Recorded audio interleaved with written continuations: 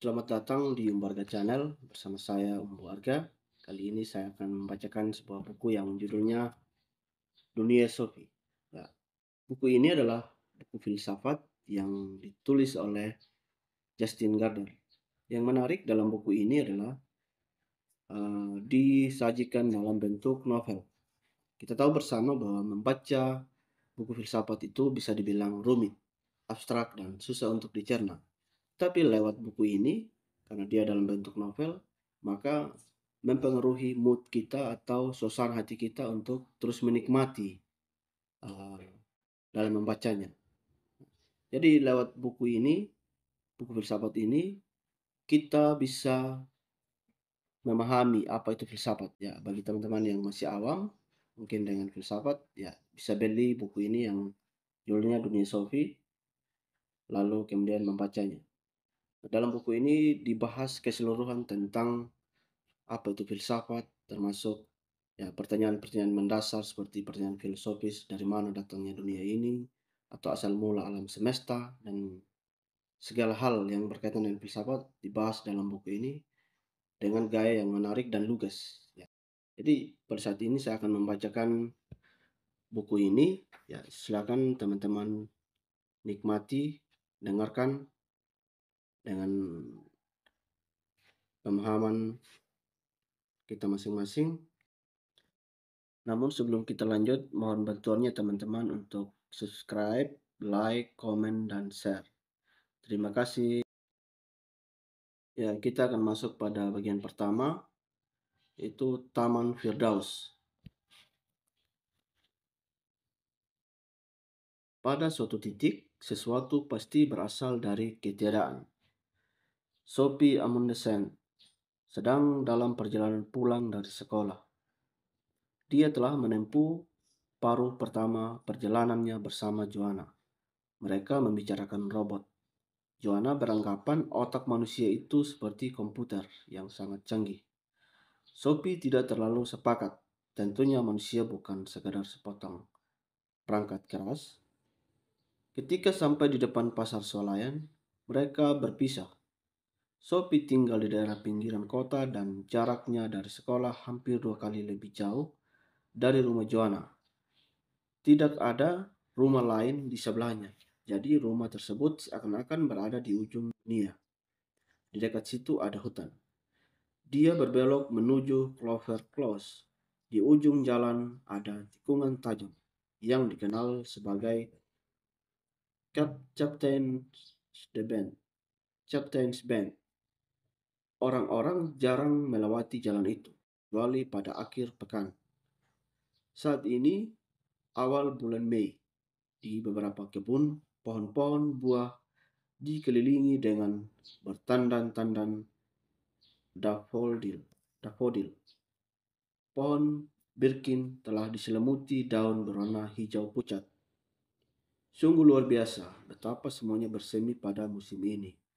Apa yang membuat limpahan warna hijau di daun yang bermunculan dari bumi yang mati begitu ia mendapatkan kehangatan dan sisa-sisa salju yang terakhir menghilang? Ketika Sophie membuka pintu gerbang halamannya, dia memandang ke kotak surat. Biasanya ada banyak surat sampah dan beberapa amplop besar untuk ibunya. Tumpukan surat itu sering ditinggalkannya begitu saja di meja dapur, sebelum dia naik ke kamar untuk mulai mengerjakan pekerjaan rumah. Seringkali ada beberapa surat dari bank untuk ayahnya. Tetapi ayah Sophie bukanlah seorang ayah yang biasa. Dia adalah nahkoda sebuah tangker minyak besar dan selalu bepergian hampir sepanjang tahun. Selama beberapa minggu ketika dia berada di rumah, dia akan sibuk ke sana kemari untuk membuat rumah itu enak dan nyaman bagi Sophie dan ibunya. Namun, jika dia berada di laut, dia tampaknya sangat jauh. Hanya ada sebuah surat di kotak surat, dan itu adalah untuk Sophie. Pada amplop putih tertulis Sophie Amundsen, 3 Clover Close, itu saja. Tidak disebutkan siapa pengirimnya. Perangkonya pun tidak ada. Setelah Sophie menutup pintu gerbang, dia buru-buru membuka amplop itu. Di dalamnya hanya ada secari kertas yang tidak lebih besar daripada amplopnya sendiri. Bunyinya, "Siapakah kamu?" Tidak ada yang lain, hanya dua kata itu yang ditulis tangan dan diikuti dengan sebuah tanda tanya besar. Dia melihat amplop itu lagi. Surat itu jelas untuknya. Siapakah yang memasukkannya ke dalam kotak surat? Sophie segera memasuki rumah merah itu. Sebagai mana biasa, kucingnya Serekan berusaha menyelinap keluar dari semak-semak, melompat ke tangga pertama, dan menyusup masuk melalui pintu sebelum Sophie menutupnya. Setiap kali Ibu Sophie sedang tidak enak hati, dia akan menyebut rumah yang mereka tinggali itu adalah sebuah kandang.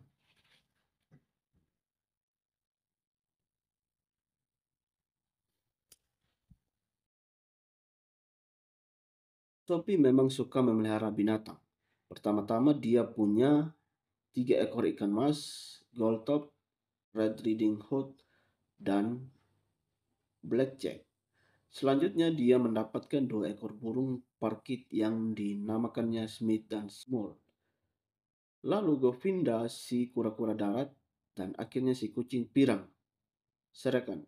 Semua binatang itu diberikan kepadanya untuk menghiburnya, mengingat bahwa ibunya selalu baru pulang kerja menjelang senja dan ayahnya yang sangat sering bepergian berlayar ke seluruh penjuru dunia. Sophie melemparkan tas sekolahnya ke lantai dan meletakkan semangkuk makanan kucing untuk Serekan. Lalu dia duduk di atas bangku dapur dengan surat misterius di tangannya. "Siapakah kamu?" Dia tidak tahu dia adalah Sophie Amundsen. Tentu saja, tapi siapakah Sophie itu? Dia benar-benar tidak mengerti. Belum. Bagaimana seandainya dia telah diberi nama lain? Aneh Knudsen, misalnya. Apakah dia lalu menjadi orang lain? Tiba-tiba dia ingat bahwa ayahnya semula ingin dia dinamai Lillemore. Sophie berusaha untuk membayangkan dirinya bersalaman dan memperkenalkan dirinya sebagai Lillemore Amundsen. Namun semua itu tampaknya tidak benar. Tetap saja itu adalah orang lain yang memperkenalkan dirinya. Dia melompat dan pergi ke kamar mandi dengan surat aneh di tangannya. Dia berdiri di depan cermin dan menatap matanya sendiri. "Aku Sophie Amundsen," katanya. Gadis di dalam cermin itu tidak bereaksi sama sekali. Apapun yang dilakukan Sophie, gadis lain itu melakukannya dengan cara yang persis sama. Sophie berusaha untuk memukul bayangannya dengan gerakan kilat, tetapi gadis itu bergerak sama cepatnya. "Siapakah kamu?" Sophie bertanya. Dia tetap tidak menerima tanggapan, tapi merasa sedikit bingung apakah dia tahu bayangannya yang mengajukan pertanyaan itu. Sophie menekankan jaring telunjuknya ke hidung di cermin itu dan berkata, "Kamu adalah aku." Karena tidak mendapatkan jawaban, dia membalik kalimat itu dan berkata, "Aku adalah kamu." Sophie Amundsen sering merasa tidak puas dengan penampilannya. Orang sering bilang dia memiliki pasang mata indah berbentuk buah almond, tetapi dia barangkali hanya diucapkan orang-orang sebab hidungnya terlalu kecil dan mulutnya agak terlalu besar, dan telinganya terlalu berdekatan dengan matanya. Yang paling buruk dari semua itu adalah rambutnya yang lurus, yang tidak mungkin bisa diapa-apakan. Kadang-kadang ayahnya akan membelai rambutnya dan menyebutnya gadis dengan rambut jerami. Bagi ayahnya, itu tidak menjadi soal sebab bukan dia yang dijatuhkan atau hidup dengan rambut lurus berwarna gelap. Krim rambut maupun styling gel sama sekali tidak berpengaruh pada rambut Sophie. Kadang-kadang dia menganggap dirinya begitu jelek sehingga dia bertanya-tanya apakah dia terlahir cacat. Namun Apakah yang sesungguhnya menentukan penampilan kita? Bukankah aneh bahwa dia tidak mengenal siapa dirinya? Dan bukankah tidak masuk akal bahwa dia tidak pernah diizinkan untuk ikut menentukan bagaimana penampilannya? Dia hanya sekedar ditimpa penampilan seperti itu. Dia memang dapat memilih kawan-kawannya sendiri, tapi jelas dia tidak dapat memilih dirinya sendiri. Dia bahkan tidak memilih menjadi seorang manusia. Apakah manusia itu? Sophie kembali menatap gadis di cermin itu. Ah, sebaiknya aku ke atas dan mengerjakan PR biologiku, katanya nyaris seperti minta maaf. Begitu sampai di ruang tengah, dia berpikir, tidak, lebih baik aku pergi ke taman. Kitty, Kitty, Kitty. Sophie mengejar-ngejar kucing itu hingga ke tangga serambi dan menutup pintu depan. Ketika dia berdiri di luar, di atas jalan berkerikil dengan surat misterius di tangannya, perasaan yang sangat aneh menyerang. Dia merasa seperti sebuah boneka yang tiba-tiba dihidupkan oleh sapuan sebatang tongkat sihir.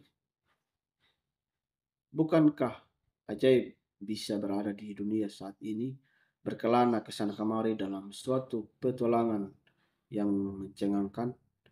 Serkan melompat ringan melintasi kerikil dan menyelinap ke serumpun semak-semak kismis merah.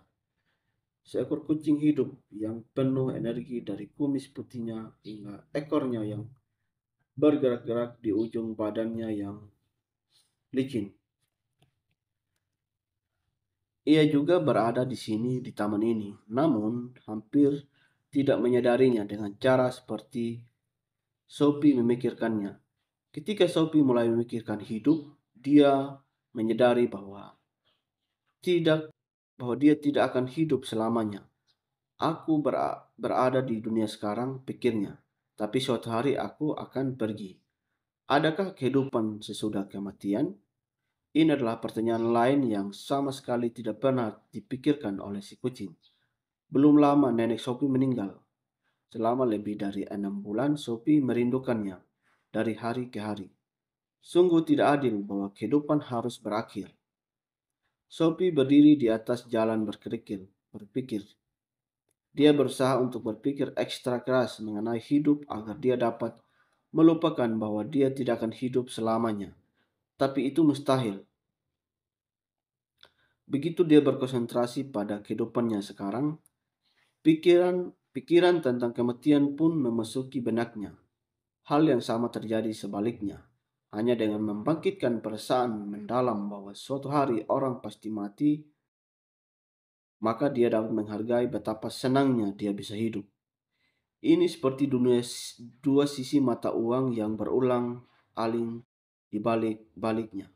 Dan semakin besar dan semakin jelas satu sisi, semakin besar dan semakin jelas pula sisi lainnya. Kamu tidak dapat merasakan hidup tanpa menyadari bahwa kamu nantinya harus mati, pikirnya. Namun sama mustahilnya bagi kita untuk menyadari bahwa kita harus mati tanpa memikirkan betapa menakjubkannya hidup itu. Sophie ingat nenek mengatakan sesuatu semacam itu pada hari ketika dokter menyatakan dirinya sakit. Baru kali ini aku menyadari betapa kayanya kehidupan ini, katanya. Sungguh tragis bahwa kebanyakan orang harus jatuh sakit terlebih dahulu sebelum mereka memahami betapa berharganya hidup ini. Atau kalau tidak, mereka harus menemukan dulu sebuah surat misterius di dalam kotak surat. Barangkali dia harus memeriksa kalau ada lagi surat yang datang. Sophie bergegas ke pintu gerbang dan melihat ke dalam kotak surat hijau. Dia terpanjat ketika mendapati bahwa di situ terdapat sebuah amplop putih lain, persis seperti yang pertama. Tapi kotak surat itu jelas-jelas sudah kosong. Ketika dia mengambil amplop pertama, amplop ini bertuliskan namanya pula. Dia menyobeknya hingga terbuka dan meraih selembar catatan yang ukurannya sebesar yang pertama. Dari mana datangnya dunia? Dikatakan di situ. Aku tidak tahu, pikir Sophie. Tentunya tidak ada orang yang benar-benar tahu. Bagaimanapun, Sophie menganggap itu sebuah pertanyaan yang wajar. Untuk pertama kali di dalam hidupnya, dia merasa tidak pantas hidup di dunia tanpa setidak-tidaknya mempertanyakan dari mana dia berasal. Surat-surat misterius itu telah membuat kepala Sophie pusing. Dia memutuskan untuk pergi menyendiri di sarangnya. Sarang itu adalah tempat persembunyian Sophie yang paling rahasia. Disitulah dia pergi jika dia merasa sangat marah, sangat sedih, atau sangat bahagia. Hari ini dia hanya bingung.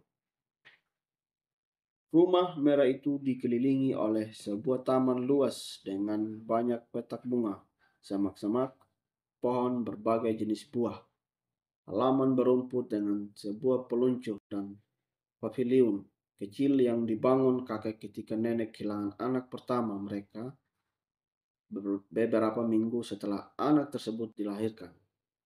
Nama anak itu Marie. Pada pusarnya tertulis kata-kata, "Maria kecil mendatangi kami, menyelami kami, dan pergi lagi." Jauh di sebuah sudut taman di balik semak-semak buah rambus ada belukar lebat di mana bunga atau buah beri tidak mau tumbuh. Sesungguhnya itu adalah sebuah pagar tanaman yang menjadi batas dengan hutan.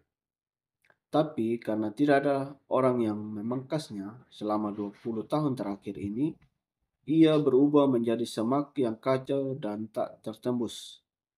Nenek sering berkata bahwa pagar itu menyulitkan kawanan rubah untuk mencuri ayam pada masa perang.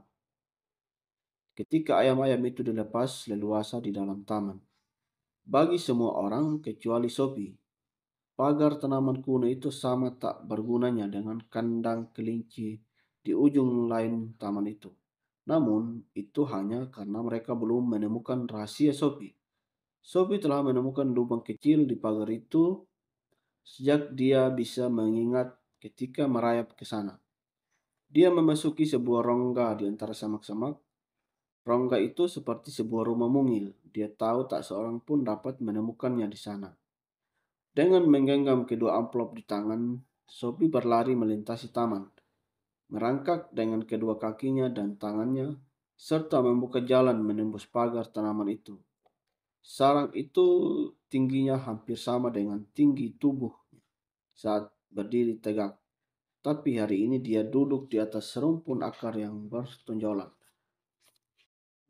Dari sana dia dapat melihat keluar melalui lubang pengintip kecil di sela-sela ranting dan dedaunan.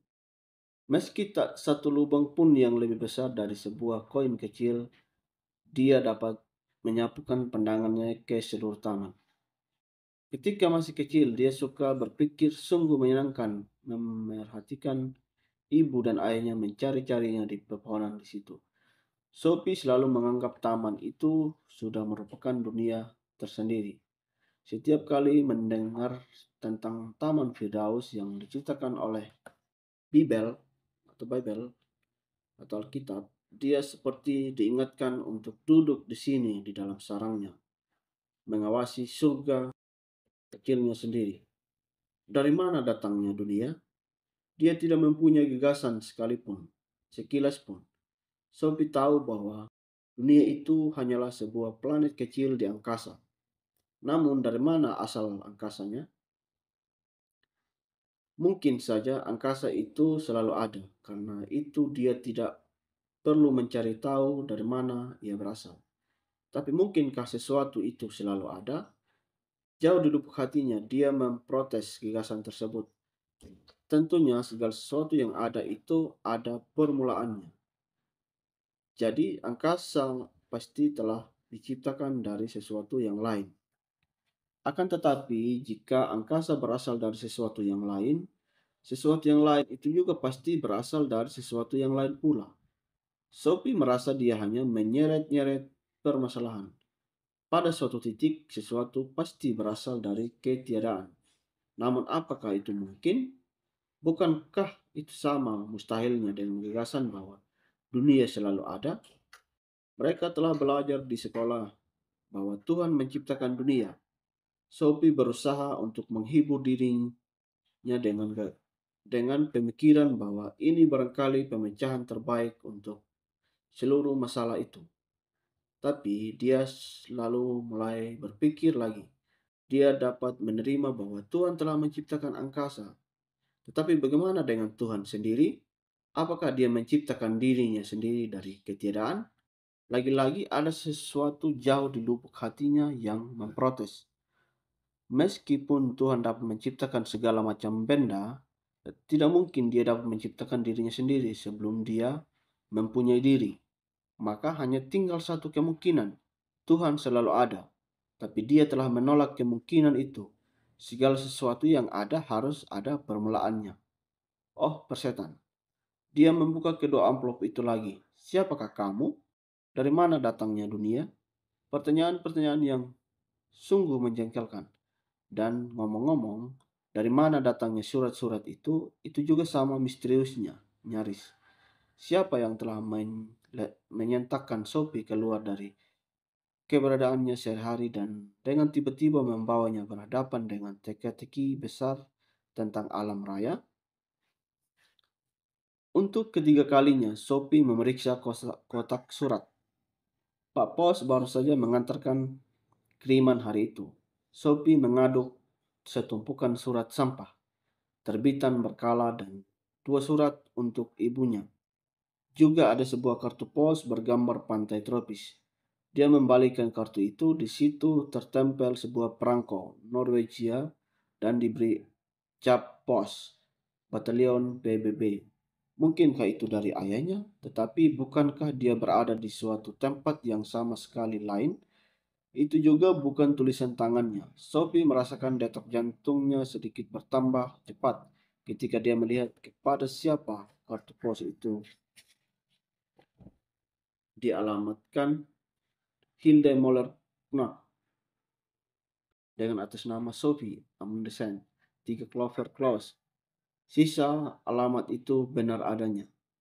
Kartu itu berbunyi, Hilde sayang, selamat ulang tahun ke-15. Karena aku yakin kamu akan mengerti. Aku ingin memberimu sebuah hadiah yang dapat membantumu berkembang. Maafkan aku telah mengirimkan kartu ini ke alamat Sophie. Ini adalah cara yang paling mudah. Salam dari ayah. Sophie lari ke rumah dan masuk ke dapur. Pikirannya kacau, siapakah Hilde ini yang berulang tahun tepat sebulan sebelum ulang tahunnya sendiri? Sophie mengambil buku telepon. Ada banyak orang yang bernama Moller dan hanya sedikit yang bernama Knapp. Tapi tak satu pun dalam buku petunjuk itu bernama Moller Knapp. Dia mengamati kartu misterius itu lagi. Tampaknya itu asli juga.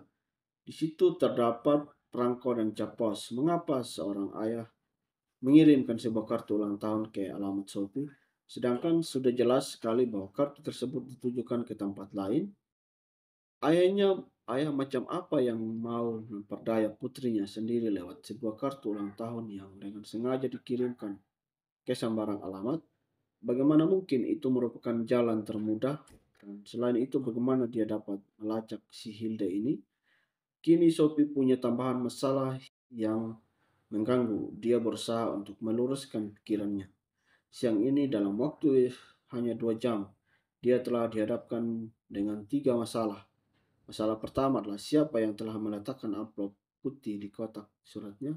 Yang kedua adalah pertanyaan-pertanyaan sulit yang tertulis dalam kedua surat tersebut. Masalah ketiga adalah siapakah Hilda Mauler Knapp dan mengapa Sophie dikirim kartu ulang tahunnya. Dia yakin bahwa ketiga masalah itu saling terkait. Pasti begitu. Sejauh ini, hidup yang dijalaninya sungguh biasa-biasa saja. Ya, bersambung.